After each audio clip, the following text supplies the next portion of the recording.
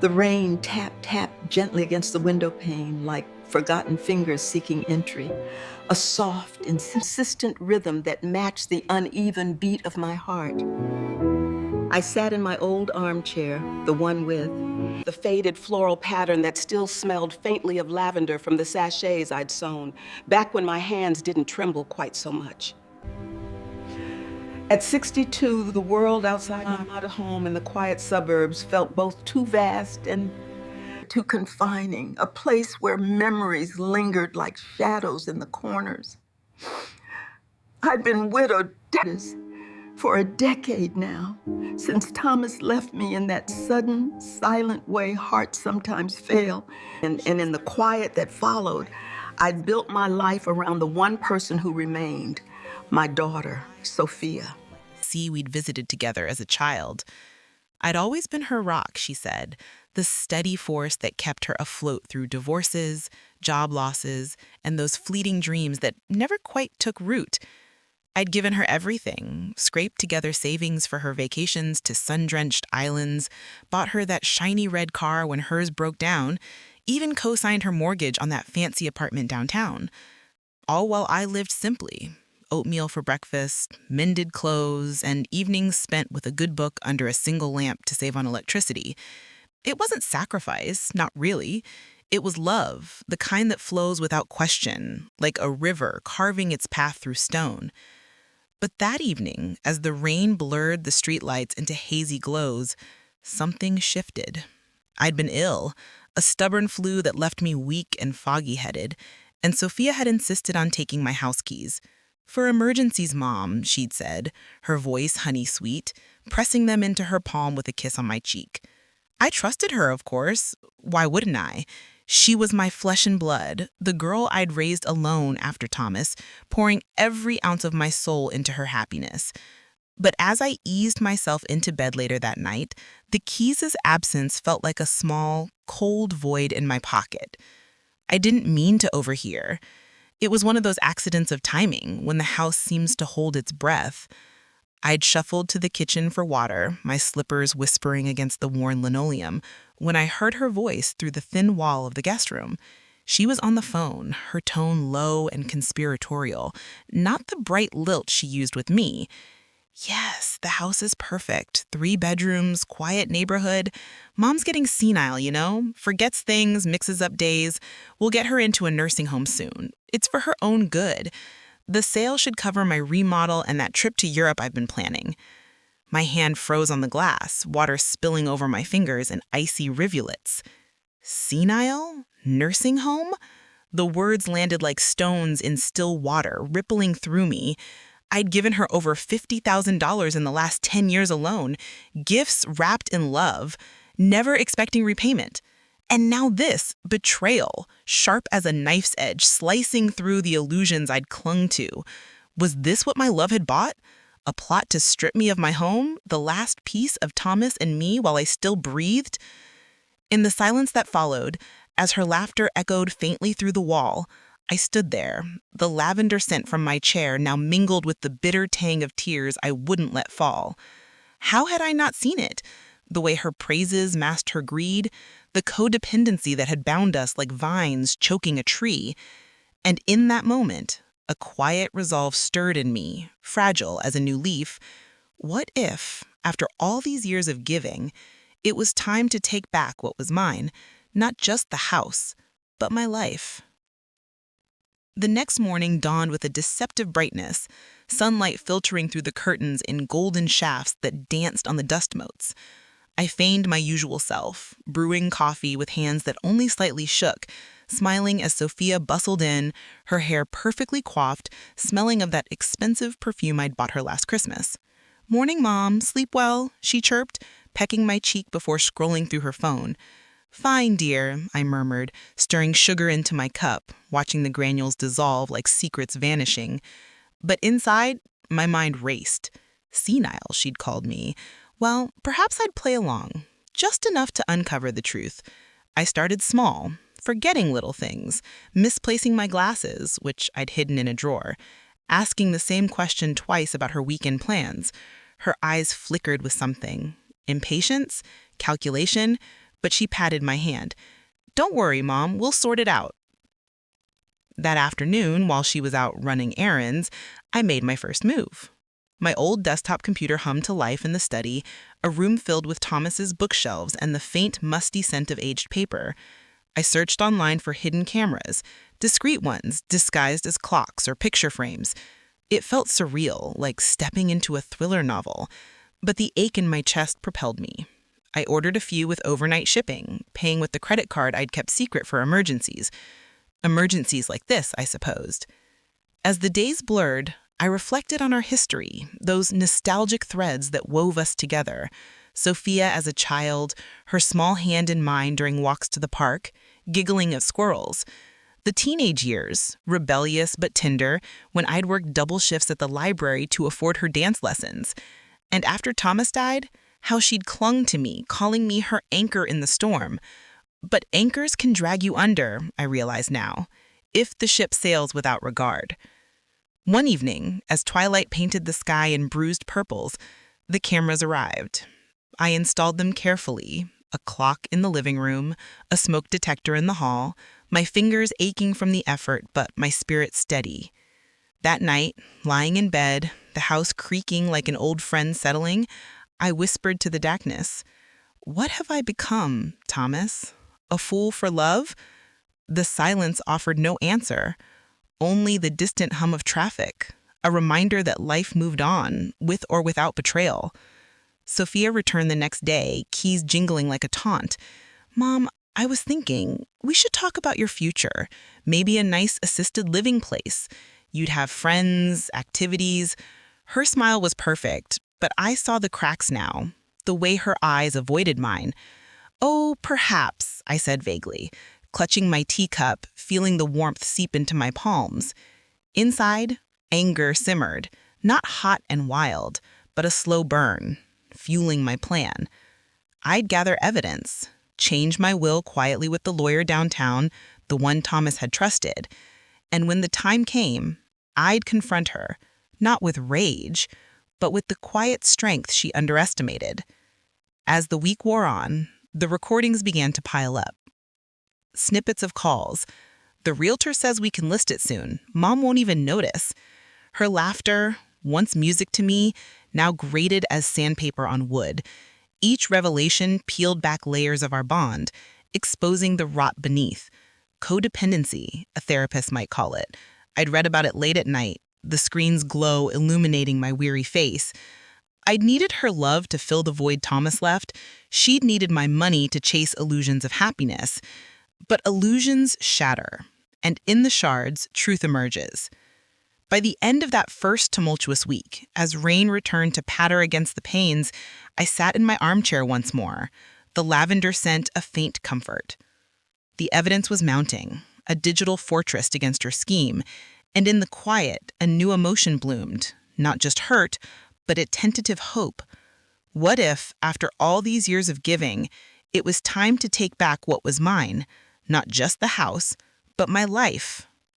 The days stretched like taffy, slow and sticky, each one layering more weight on my chest.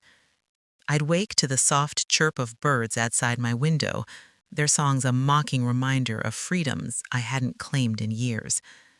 At 62, my body ached in the mornings, joints protesting the years of quiet labor, of bending to others' needs.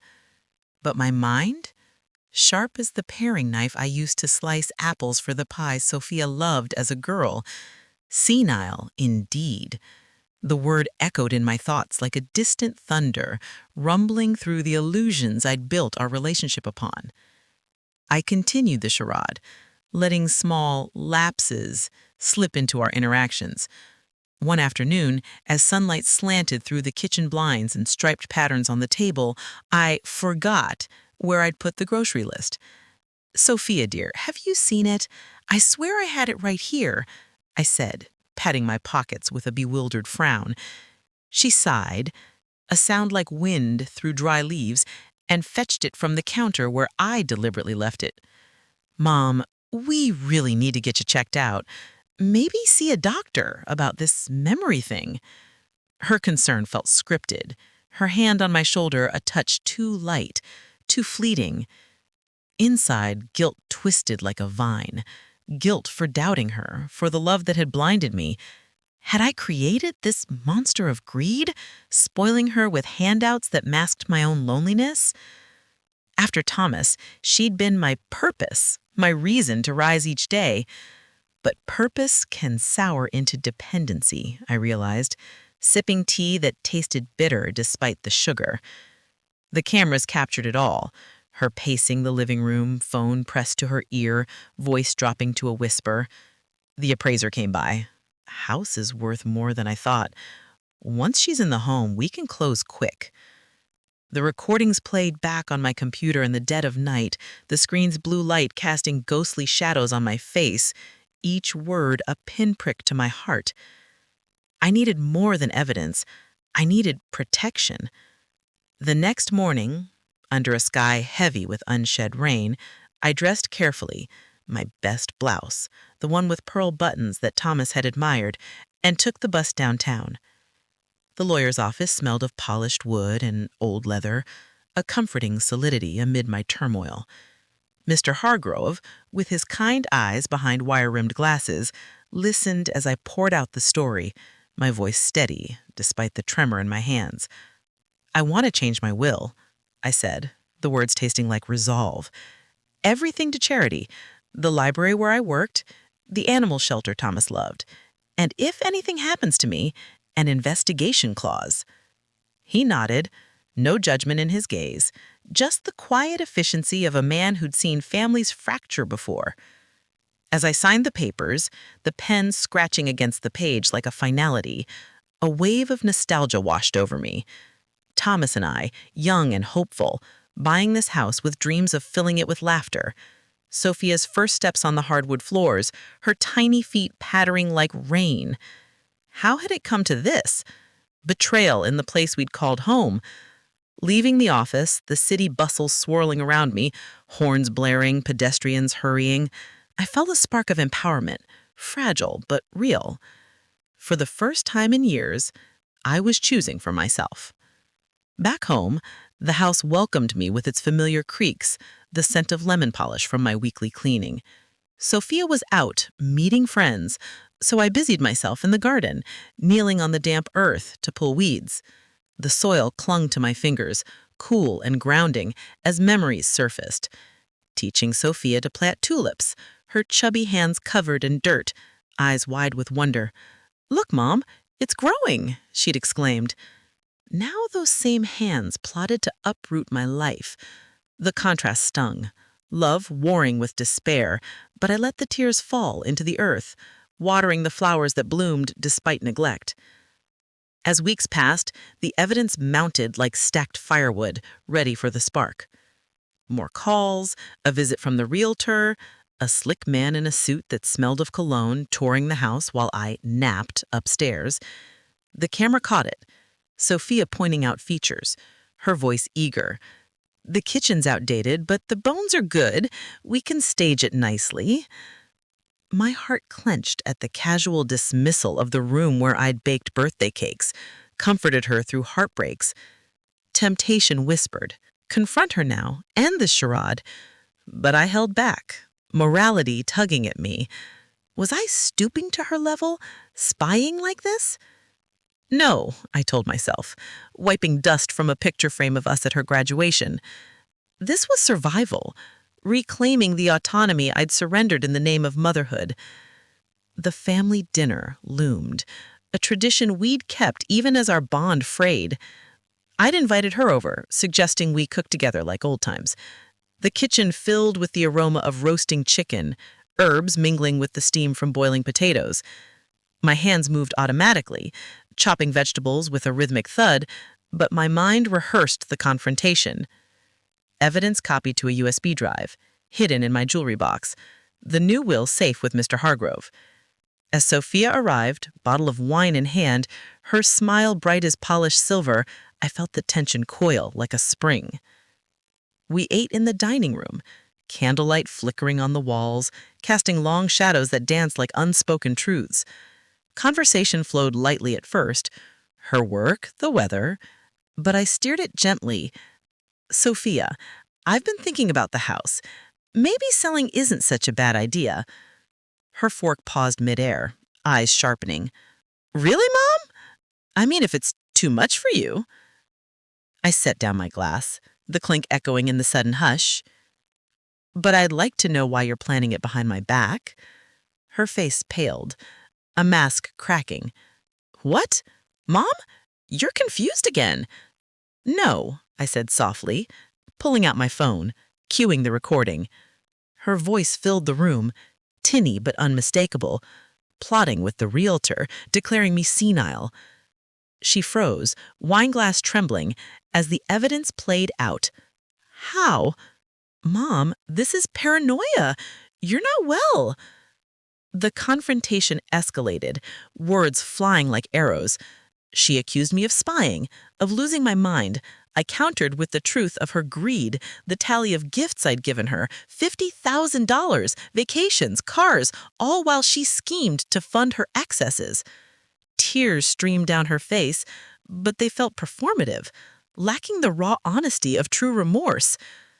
I was just trying to help, she sobbed, but her eyes darted to the door, calculating escape. By dessert, the air thick with unspoken finalities, she stormed out, slamming the door with a thud that reverberated through the empty house. I sat alone, the candle flames guttering low. A profound sadness settled like dusk. Had I lost her forever? The moral weight pressed, forgiveness tempted, but betrayal's scar ran deep. In the quiet, I reflected, love shouldn't demand erasure of self. For the first time, hope flickered. Not for us, but for me. The legal battle ignited swiftly, a storm I'd anticipated. Sophia sued for guardianship, papers arriving like an unwelcome guest, accusing me of paranoia, incompetence. My heart ached at the cruelty, but resolve hardened. I hired a psychiatrist, Dr. Ellis, a gentlewoman with a voice like warm honey, who tested me thoroughly. Your mind is as sharp as anyone half your age, Elena, she said, her office smelling of chamomile tea. The courtroom was stark, fluorescent lights buzzing overhead, the wood paneling cool under my fingertips as I gripped the railing. Sophia sat across, her lawyer painting me as frail, confused. But Dr. Ellis testified, her words clear and unwavering. Mrs. Ramirez is fully competent with no signs of cognitive decline. I presented the recordings. The judge's gavel, a punctuation to truth. Sophia's face crumpled as her scheme unraveled, greed exposed in the harsh light of justice. I won, the verdict a quiet vindication. Cutting ties was the hardest choice, a severance like pruning a diseased branch. No more calls, no reconciliation, only the echo of what might have been. But in the void, space opened for rebirth. Part 3. With the gavel's echo fading like a distant memory, I stepped out of the courthouse into a world that felt both familiar and utterly new. The autumn air carried the crisp scent of fallen leaves, crunching underfoot as I walked to the bus stop, my purse clutched tightly, holding the papers that declared my victory and my solitude. At 62, freedom tasted bittersweet, like the last sip of coffee gone cold. Sophia's face in that courtroom haunted me. Not the defiant glare, but the flicker of something deeper, perhaps regret, buried under layers of entitlement. I'd raised her to believe the world owed her ease, but in doing so, I'd forgotten to teach her gratitude, or myself boundaries. The house, once a sanctuary, now felt like a museum of ghosts. I wandered its rooms in the evenings, fingers tracing the wallpaper's faded patterns, remembering Thomas's laughter bouncing off these walls. Selling it wasn't revenge, it was release. I called a different realtor, an honest woman named Clara, with a warm handshake and eyes that crinkled at the corners. It's a lovely home, she said, touring the spaces where I'd lived my joys and sorrows. Full of character. I nodded, the scent of fresh-baked bread I'd prepared for her visit mingling with the musty undertone of years. We listed it quietly. No fanfare, just the steady hum of progress. As offers came in, I sifted through them at the kitchen table, lamplight pooling on the wood like spilled honey. One stood out, a young couple, starting out like Thomas and I once had, their letter tucked into the bid. We see a future here, raising our family with the same love this house has known. Tears blurred the words, a mix of nostalgia and relief. I accepted, the closing date a beacon on my calendar. Packing began slowly, each box a chapter closed. Sophia's childhood drawings, yellowed and curled, brought a pang, her stick figure family under a smiling sun. I kept a few, folding them gently, but most went to storage, symbols of a bond I'd mourn but not resurrect. The move to the coastal villa was a whisper of change, not a roar. I'd found it online, a small place overlooking the sea, waves crashing like applause for my courage. The drive there in a rented van laden with essentials stretched under a sky streaked with dawn's pinks and golds. Salt air greeted me first, sharp and invigorating, seeping through the windows as I navigated the winding roads. The villa itself was modest, whitewashed walls, a porch with a swing that creaked invitingly, and windows framing the endless blue. Unpacking, I arranged my few treasures, Thomas's favorite mug on the shelf, a vase for wildflowers I'd pick along the shore. Those first days blurred into a rhythm of rediscovery. Mornings, I'd wake to the gulls' cries, brewing tea as sunlight danced on the waves. No more waiting for Sophia's calls that came less frequently even before the rift. Instead, I ventured out, feet sinking into sand that shifted like time itself. The beach became my confessor, shells collected in my pockets like fragments of wisdom. Who am I now? I'd whisper to the wind, the question hanging in the salty mist. Not just a mother, not a widow defined by loss, but Elena, whole, resilient. Painting started as a whim. In town, a small art supply store caught my eye, its window displaying canvases splashed with color. Inside, the smell of linseed oil and fresh paper stirred something dormant. For beginners? I asked the clerk, a young man with paint-speckled hands. He smiled, handing me brushes and tubes of acrylics. Everyone starts somewhere. Back home, I sat up on the porch, the ocean my muse. My first strokes were hesitant, blues blending into grays, capturing the storm clouds gathering offshore. It wasn't about perfection. It was expression. The swirl of betrayal's hurt, the calm of newfound peace. Each canvas revealed layers of me I'd ignored. Fears brushed into shadows, desires in vibrant hues. Volunteering followed naturally, a bridge to connection without the weight of obligation. The local community center needed help at the senior art class. Ironic, I thought, chuckling as I signed up. There, amid the chatter of brushes on paper and the scent of brewed coffee, I found kindred spirits. Margaret, 70, with a laugh like bells, shared stories of her own estranged children. Sometimes love means letting go, she said, her hand steady on her watercolor. We painted side by side, our canvases blooming with seascapes and sunsets, conversations weaving through the silences. Through them, I learned forgiveness. Not for Sophia, but for myself. For the years, I dimmed my light to brighten hers. Evenings brought quiet reflection, the porch swing my throne. I'd sip herbal tea, watching the sun dip below the horizon, painting the sky in oranges and purples. Memories surfaced gently now, not as wounds, but as lessons. The codependency that had ensnared us, my need to be needed, her habit of taking, unraveled in the sea's endless roll. Empowerment grew, subtle as tide pools filling. I joined a book club, voices rising in debate over novels that mirrored life's complexities. I gardened, hands in soil again, coaxing herbs to life on the windowsill. Each act, small and deliberate, rebuilt my self-worth, brick by brick, beyond the role of family provider. News of Sophia came in directly, through mutual friends' hesitant mentions. She'd moved on, flashy trips posted online. I glimpsed them once, curiosity pulling me to her profile before I closed the tab.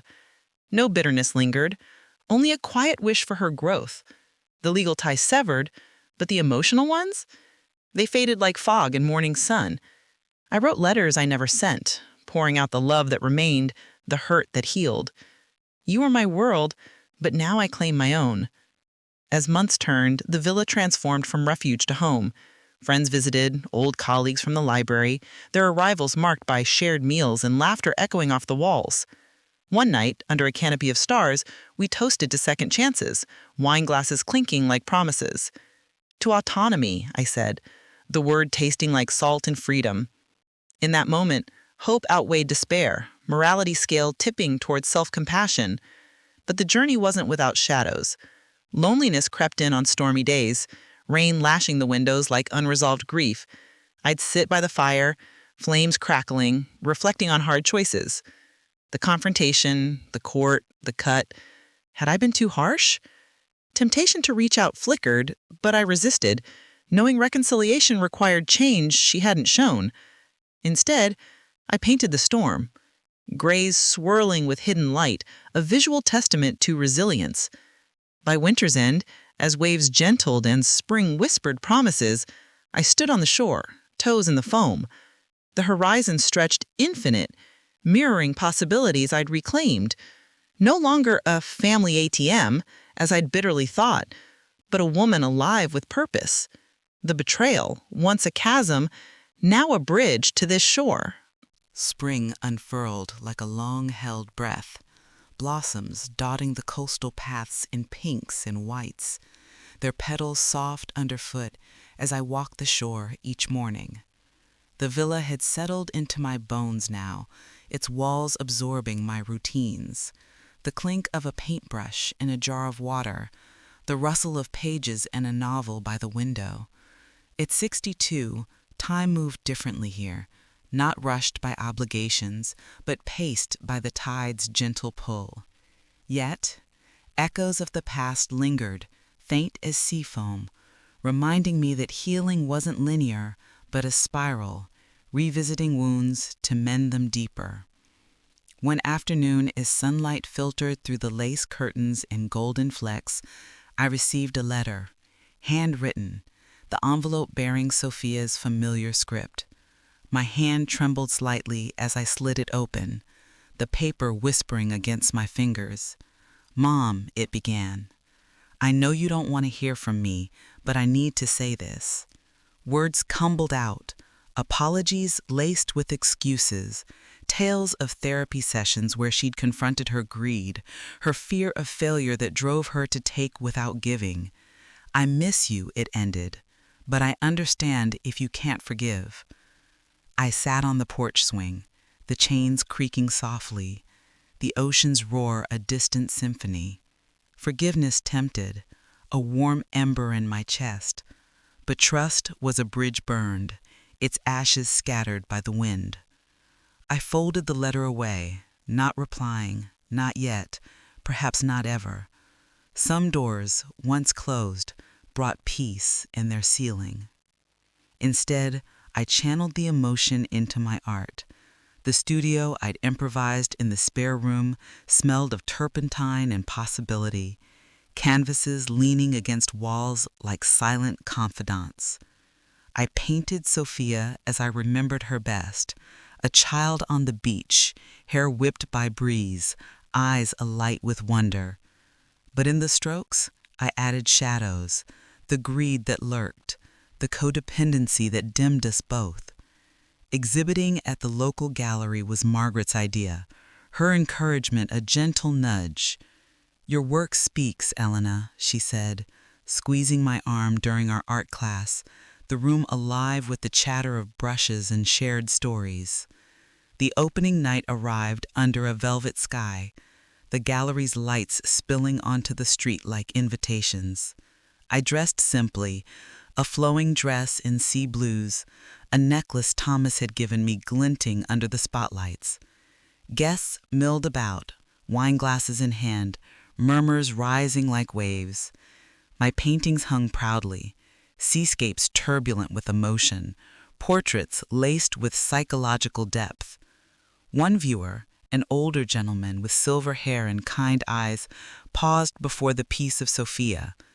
"This captures the complexity of love," he said, his voice gravelly with experience. "The joy and the pain intertwined." I nodded, throat tight, as memories flooded. Her begging for the keys, the overheard plot, the courtroom's stark revelations. But here in this space, the betrayal transformed into art, a testament to human frailty and resilience. That night, back home, the villa quiet save for the tick of a clock, I reflected on the evening's warmth. Strangers had seen my soul bared on canvas, and in their appreciation, I found validation beyond familial ties. Nostalgia wove through it all. Thomas would have been proud, his laughter echoing in my mind. "You're stronger than you know, Elena," he'd say, his hand warm on mine. The moral punch came softly. Empowerment wasn't about erasing the past, but alchemizing it into something beautiful. As summer warmed the air, volunteering expanded my world. The community center's garden project called to me, hands in earth once more, planting seeds with a group of seniors whose stories mirrored mine. Losses, betrayals, rebirths. We worked under the sun's gentle gaze, soil crumbling between fingers, laughter blooming amid the rows of vegetables. "Life's like this garden," one woman remarked, wiping sweat from her brow. "You pull the weeds to let the good grow."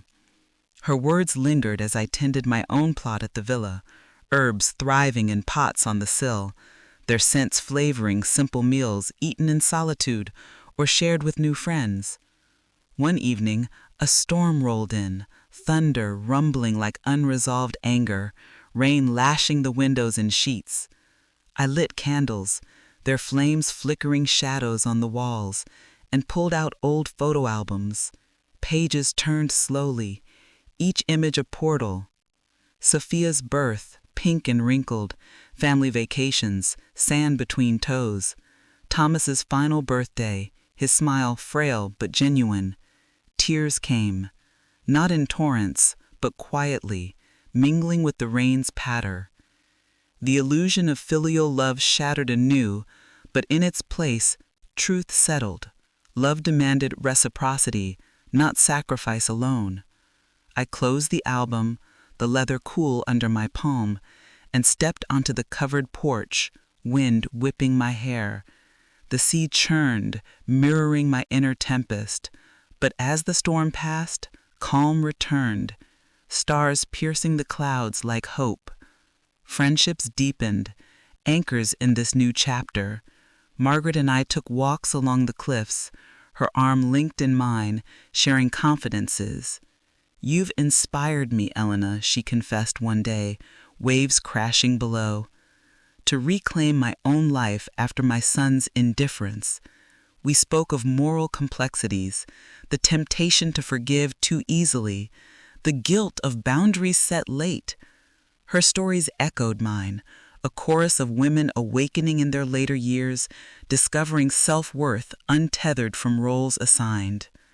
Painting evolved, themes shifting to empowerment, women standing tall against horizons, colors bold and unapologetic. A local newspaper featured my work, the article's ink fresh as I read it over breakfast, tea steaming. "Widow turns betrayal into beauty," the headline read, words that stirred pride and a twinge of vulnerability. Calls came, invitations to teach classes, to exhibit further. I accepted cautiously, each yes, a step toward autonomy. Yet, doubts whispered in quiet moments. Was cutting ties too final? A dream haunted me, Sophia at the door, eyes pleading, but when I opened it, she vanished like mist. Waking, heart pounding, I'd pad to the kitchen, moonlight silvering the counters, and brew chamomile to soothe. The psychiatrist's words from the trial echoed, "You're sharp, Elena. Trust your choices." I did, increasingly, the empowerment blooming like the garden's flowers. By fall's approach, leaves turning amber along the paths, I felt whole. The villa, once a refuge, now pulsed with life, art scattered, books stacked, the scent of fresh bread from baking experiments. Volunteering led to a mentorship program, guiding younger women through life's tangles, my experiences a lantern in their dark. "You're not defined by who hurt you," I'd say, voice steady, drawing from my own revelations. In this rhythm, the emotional contrast sharpened, despair's shadow making hope's light brighter. Morality's temptations, revenge, resentment, faded, replaced by compassion for my younger self, the one who'd given so freely. The house sale's proceeds funded this life, a poetic justice, but true wealth lay in the intangibles: peace, purpose, the quiet joy of a sunset alone. Thought for Nines Part 5. Fall painted the coast in muted golds and rusts, leaves skittering along the paths like whispers of change. I'd taken to longer walks now, my steps surer on the uneven terrain, the sea air filling my lungs with the vitality I'd forgotten in the suburb's stasis. At 62, my body bore the marks of time, fine lines around eyes that had wept and laughed, hands veined from years of giving. But my spirit? It soared, unburdened, like the gulls wheeling overhead. The villa had become more than walls. It was a canvas for my rebirth, each room echoing with the quiet hum of self-discovery. One crisp morning, as fog clung to the waves like a lover's embrace, I received an unexpected visitor. A knock at the door startled me from my painting, brush poised over a canvas depicting a lone figure against the horizon. Wiping my hands on a rag scented with oil paints, I opened it to find a young woman, mid-30s, with eyes that mirrored Sophia's, wide, searching. "Mrs. Ramirez, I'm Lily, Sophia's friend. She asked me to check on you." Her voice wavered, hands twisting a scarf in nervousness. I invited her in, the aroma of fresh coffee brewing as we sat at the kitchen table, sunlight slanting through in warm beams. Lily spoke haltingly, words tumbling like pebbles down a slope. Sophia was struggling, debts mounting from her lavish habits, therapy revealing the voids I'd once filled. She's sorry, truly, but proud too stubborn to come herself. I listened, stirring my cup, the spoon's clink a rhythmic counterpoint to her tale. Emotions clashed within, pity for the daughter I'd loved, resentment for the pain she'd caused. "Tell her I wish her well," I said finally, voice soft but firm. No promises of reunion, some fractures mended stronger apart. As Lily left, hugging me briefly, her perfume lingering like a fleeting memory, I felt a pang, love's remnants, tempered by wisdom. That encounter stirred deeper reflections, evenings on the porch with a journal, pen scratching against paper in the fading light. I wrote of codependency's illusions, how I'd mistaken enabling for affection, pouring myself empty to feel full. Filial love, I penned one night, stars pricking the sky like distant hopes, should be a garden tended mutually, not a well drawn dry. The words flowed, raw and real, capturing the psychological tangle, my fears of abandonment after Thomas, Sophia's desires masked as needs. Morality's gray areas emerged. Had I tempted fate by giving too much? But in the writing, catharsis bloomed, pages filled with truths that healed. Art classes at the center evolved into a sanctuary where I taught not just technique but life strokes. "Paint your fears," I'd say to the group, easels scattered amid the scent of acrylics and shared confidences. One student, a widow like me, brushed tears away as her canvas revealed a shattered heart mending with golden threads. "Like kintsugi," she murmured, the Japanese art of repairing with gold. I nodded, my own heart echoing the metaphor, betrayal's cracks now lined with the gold of growth. Nostalgia wove through these sessions, memories of Sophia's childhood drawings, once pinned proudly on the fridge, now symbols of what was lost and gained. Volunteering extended to the local shelter, where I'd read to children, their wide eyes drinking in stories of adventure and resilience. The irony wasn't lost. Me, once stripped of autonomy, now empowering the young. One boy, Timmy, with tousled hair and a gap-toothed grin, reminded me of Sophia at that age. "Will the hero win?" he'd ask, voice hushed. "Always, if they choose wisely," I'd reply, hand on his shoulder, feeling the weight of lessons learned. These moments contrasted sharply, the despair of discovery versus the hope of helping others avoid similar paths. A gallery show in town marked a milestone, my works displayed under soft lights, guests murmuring appreciation. Margaret stood beside me, glass in hand, as a critic approached. "Your pieces explore human depth with such authenticity, love's duality, temptation's pull." I smiled, the praise warming like sunlight on skin. But the true reward came later, alone in the villa, unpacking a sold painting's frame. The check funded a scholarship at the center, anonymous, a quiet act of giving without strings, the antithesis of my past codependency. Winter crept in, winds howling like unresolved grief, but I met it with fortitude. Storms battered the coast, waves crashing with fury mirroring inner tempests I'd weathered. One night, power flickering, I sat by the fire, flames dancing shadows on the walls. A photo of Thomas and me, young and entwined, caught the light. We built a life, and I'll honor it by living mine. Tears came, cleansing, as I reflected on hard choices, the confrontation's pain, the legal battle's drain, the empowerment's reward. Morality wasn't black and white, it was the gray of human hearts, beating through betrayal to beatitude. Friendship sustained me, dinners with the group where laughter rang out, stories shared over steaming plates. To new beginnings we'd toast, glasses clinking. In these bonds I found family redefined, not blood, but chosen souls who valued me wholly. Sophia's letter resurfaced in thoughts, but I let it rest, forgiveness a seed not yet sprouted.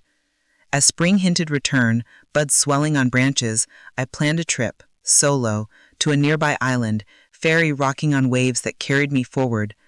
Packing light, the anticipation bubbled like champagne. Autonomy, I murmured to the mirror, lines around my eyes crinkling in a smile. The journey symbolized it all, from pillar to wanderer, from giver to receiver of life's gifts.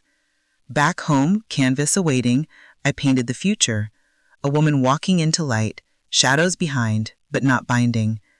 The emotional punch landed softly. In reclaiming myself, I discovered the soul's vastness. As the season cycled once more, bringing the crisp bite of another fall, I found myself reflecting on the tapestry of my life with a wisdom born from scars. The villa's garden had flourished under my care, vegetables ripening in neat rows, their earthy scent mingling with the salt air as I harvested tomatoes, their skins warm from the sun. At 62, routines like these grounded me, small rituals that affirmed my autonomy amid the world's vast uncertainties. Yet the psychological depths I'd plumbed lingered, questions of human nature surfacing like bubbles in a calm sea. Why do we cling to illusions of love, fearing the void they mask? In quiet moments, answers emerged, not absolute, but personal truths etched from experience. One afternoon, under a sky streaked with migrating birds, Margaret visited with news. "Sophia reached out to me," she said gently, as we sipped tea on the porch, the swings creak a soothing underscore. "She's changing, sold her apartment, taking a simpler job, asked about you." My cup paused mid-air, steam curling like unspoken regrets. Temptation stirred to bridge the gap, offer olive branches of forgiveness. But morality's complexity held me back, the hard choice to protect my peace, earned through betrayal's fire. "I'm glad for her," I replied steadily, "but my door remains as it is." Margaret nodded, understanding in her eyes, the silence between us rich with shared resilience. That evening, inspired, I painted my masterpiece, a self-portrait, not literal but symbolic, a woman emerging from shadows, light bathing her form, hands outstretched to the horizon. The brush moved with purpose, colors blending in emotional contrast, deep blues of despair yielding to golds of hope. As the canvas dried, I stepped back, the room filled with the faint turpentine tang, and felt closure settle like dusk. The journey from codependency to empowerment complete, illusions shattered, self-worth reclaimed. In the days that followed, life unfolded in gentle waves. Volunteering at the shelter brought joy through Timmy's progress, his drawings now pinned on my fridge, a new cycle of nurturing without depletion. Book club debates ignited passions, laughter echoing late into nights. And in solitude, I wrote, a memoir of sorts, pages capturing the human soul's fragility and strength. Betrayal isn't the end, but a mirror reflecting what we must heal within. Winter approached, waves whispering promises of renewal. I stood on the shore one last time before the chill set in. The sand cool beneath my feet, horizon infinite. I released the last tendrils of guilt. Love, I'd learned, thrives in balance. Autonomy, the greatest gift to oneself. Sometimes the deepest healing comes not from mending broken bonds, but from weaving new ones with the threads of your own untethered heart. The wind howled that winter evening, carrying the salty tang of the sea through the cracks in the villa's windows, as if the ocean itself mourned the unresolved fragments of my past. I thought closure was mine, a quiet harbor after the storm of betrayal, but life, in its infinite complexity, had other plans. At 62, I'd learned that the human heart doesn't heal in straight lines. It loops back, testing the scars, demanding deeper reckoning. As I sat by the flickering fire, flames casting dancing shadows on the walls like restless spirits, Sophia's letter resurfaced from the drawer where I tucked it away. Its edges were worn from my occasional touches, a relic of unfinished business. But tonight something shifted, a pull, not of weakness, but of a mother's lingering love, tempered by hard-won wisdom. I hadn't replied before, fearing it would reopen wounds I had painstakingly closed. Yet, as the storm raged outside, mirroring the turmoil within, I penned a response. Simple words. If you're ready to talk, truly talk, come to the villa.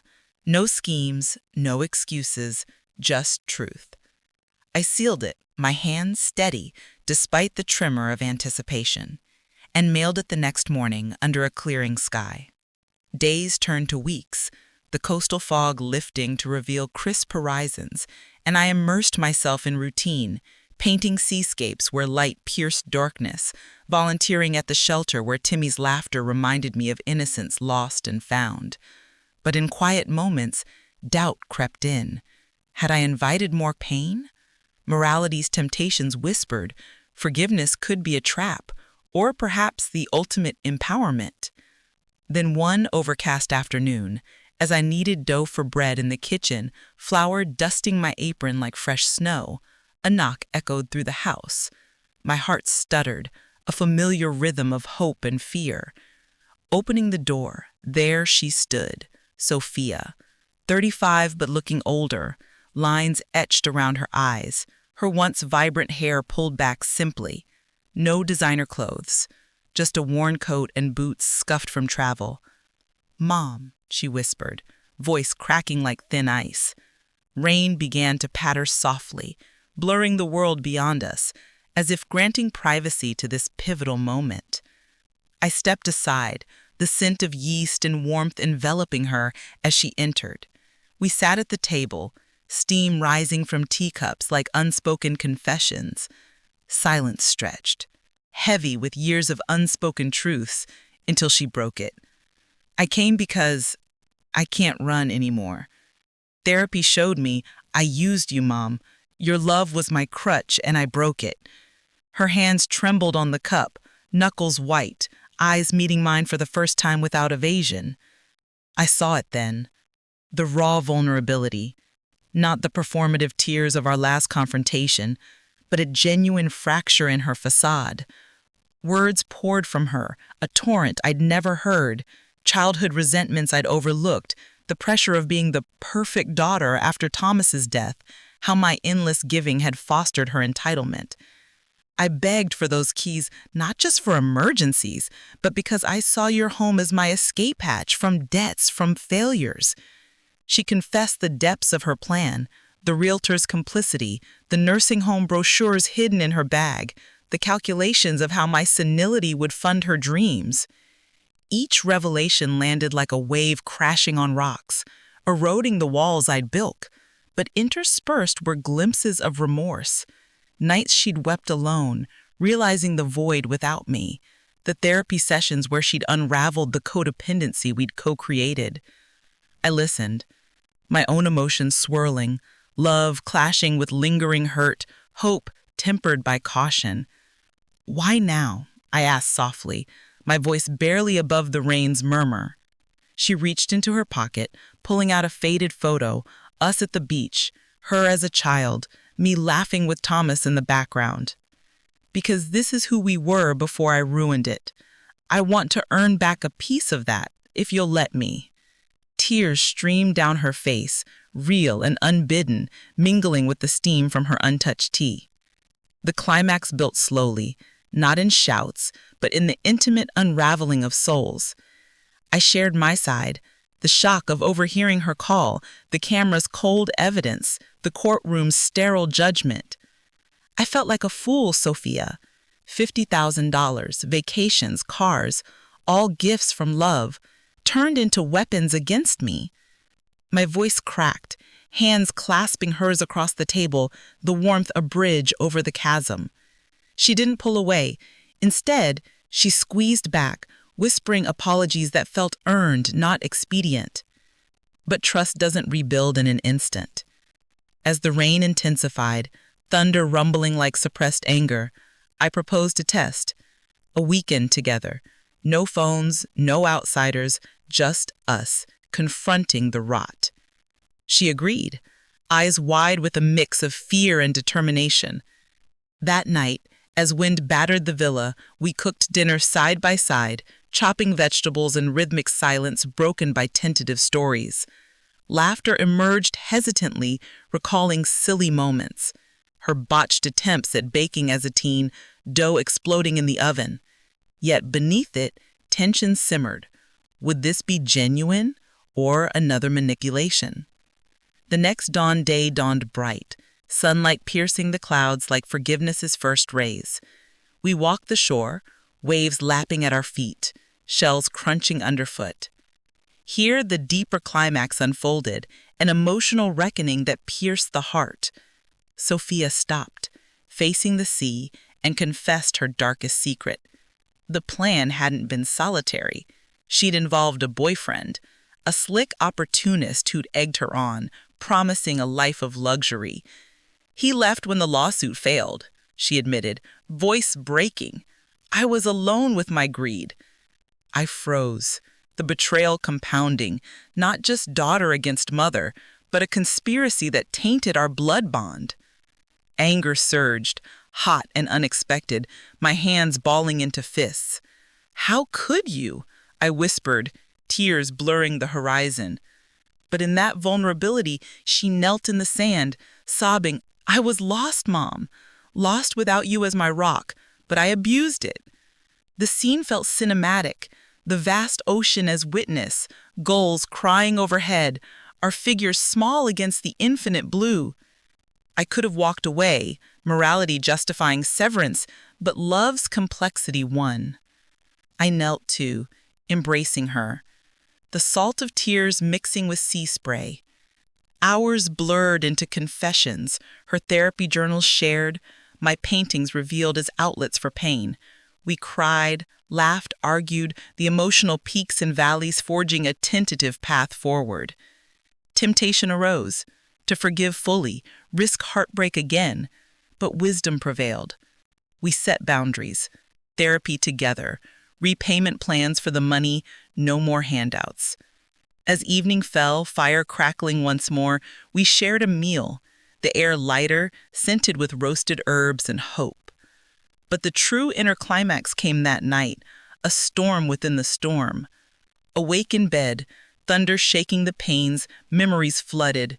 Thomas's deathbed, his hand in mine, whispering, "Protect our girl, but don't lose yourself."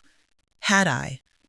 Sophia's knocks came softly, nightmares, she said, of losing me forever. We talked till dawn, unraveling the psychological knots, her fear of abandonment mirroring mine, our desires clashing in destructive harmony. In that intimate darkness, illuminated by lightning flashes, we reached catharsis, a mutual vow to rebuild, not as codependents but as equals. The weekend ended with her departure, promises exchanged like fragile gifts. "I'll prove it, Mom," she said at the door, hugging me fiercely. I watched her car fade down the winding road, heart full yet guarded. Empowerment bloomed anew, not in isolation, but in chosen connection.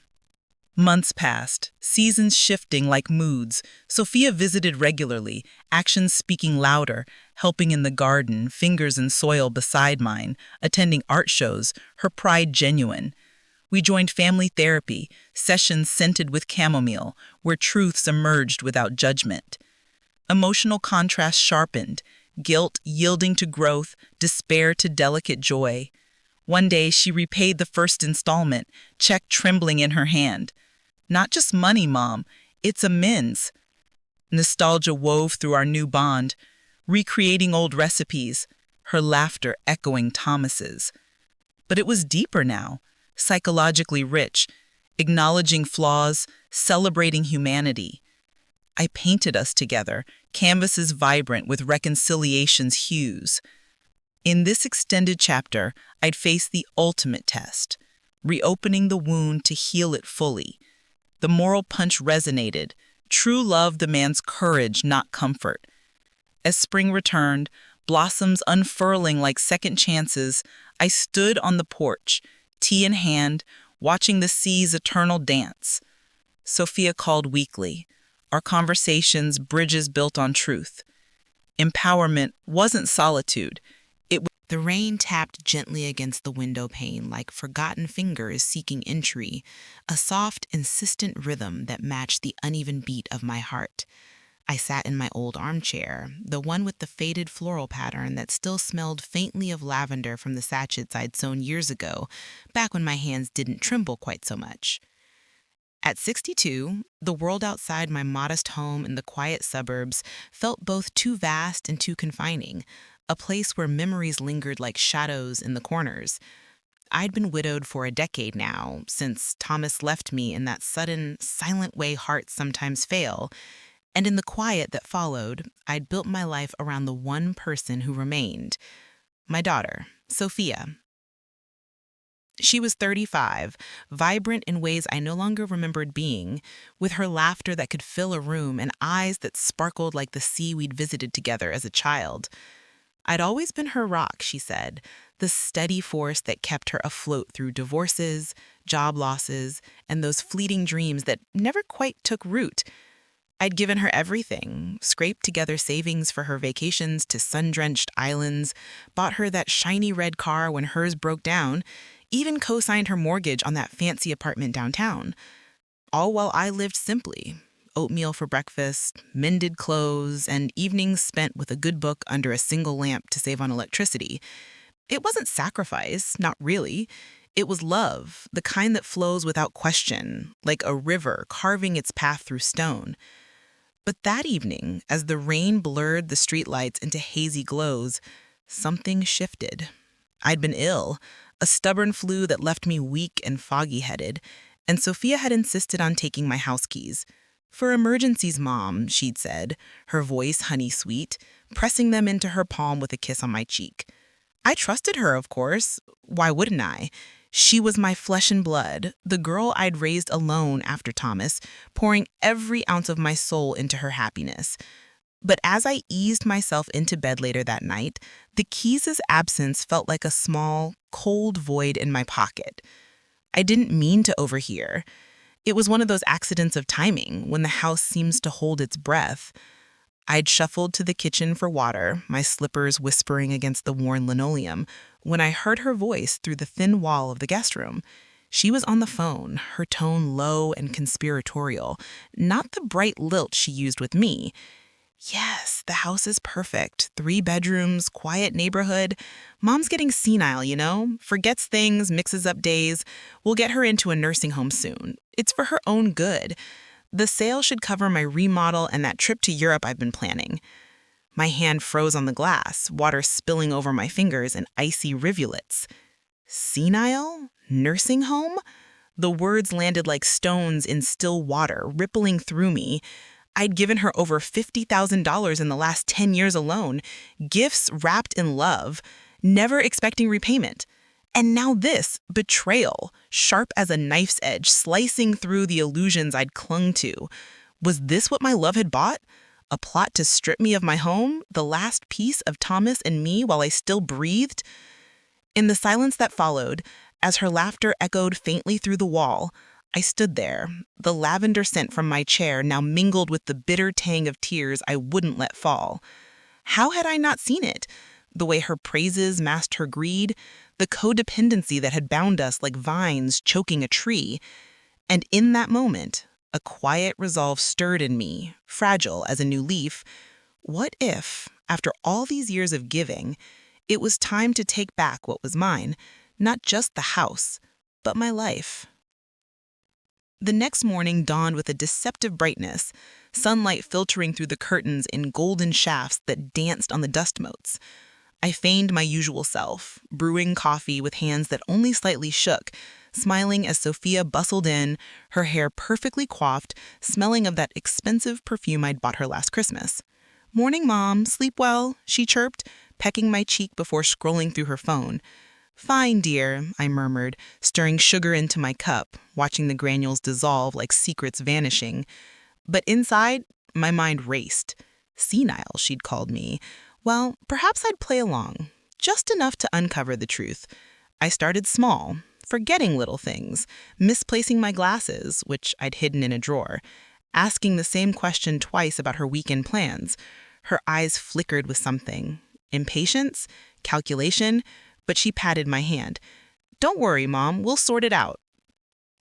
That afternoon, while she was out running errands, I made my first move. My old desktop computer hummed to life in the study, a room filled with Thomas's bookshelves and the faint, musty scent of aged paper. I searched online for hidden cameras, discreet ones disguised as clocks or picture frames. It felt surreal, like stepping into a thriller novel, but the ache in my chest propelled me. I ordered a few with overnight shipping, paying with the credit card I'd kept secret for emergencies. Emergencies like this, I supposed. As the days blurred, I reflected on our history, those nostalgic threads that wove us together. Sophia as a child, her small hand in mine during walks to the park, giggling at squirrels. The teenage years, rebellious but tender, when I'd worked double shifts at the library to afford her dance lessons. And after Thomas died, how she'd clung to me, calling me her anchor in the storm. But anchors can drag you under, I realize now, if the ship sails without regard.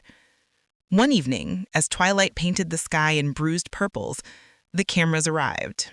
I installed them carefully, a clock in the living room, a smoke detector in the hall, my fingers aching from the effort, but my spirit steady. That night, lying in bed, the house creaking like an old friend settling, I whispered to the darkness, "What have I become, Thomas? A fool for love?" The silence offered no answer, only the distant hum of traffic, a reminder that life moved on, with or without betrayal. Sophia returned the next day, keys jingling like a taunt. "Mom, I was thinking, we should talk about your future. Maybe a nice assisted living place. You'd have friends, activities." Her smile was perfect, but I saw the cracks now, the way her eyes avoided mine. "Oh, perhaps," I said vaguely, clutching my teacup, feeling the warmth seep into my palms. Inside, anger simmered, not hot and wild, but a slow burn, fueling my plan. I'd gather evidence, change my will quietly with the lawyer downtown, the one Thomas had trusted. And when the time came, I'd confront her, not with rage, but with the quiet strength she underestimated. As the week wore on, the recordings began to pile up. Snippets of calls. "The realtor says we can list it soon. Mom won't even notice." Her laughter, once music to me, now grated as sandpaper on wood. Each revelation peeled back layers of our bond, exposing the rot beneath. Codependency, a therapist might call it. I'd read about it late at night, the screen's glow illuminating my weary face. I'd needed her love to fill the void Thomas left. She'd needed my money to chase illusions of happiness. But illusions shatter, and in the shards, truth emerges. By the end of that first tumultuous week, as rain returned to patter against the panes, I sat in my armchair once more, the lavender scent a faint comfort. The evidence was mounting, a digital fortress against her scheme, and in the quiet, a new emotion bloomed, not just hurt, but a tentative hope. What if, after all these years of giving, it was time to take back what was mine, not just the house, but my life,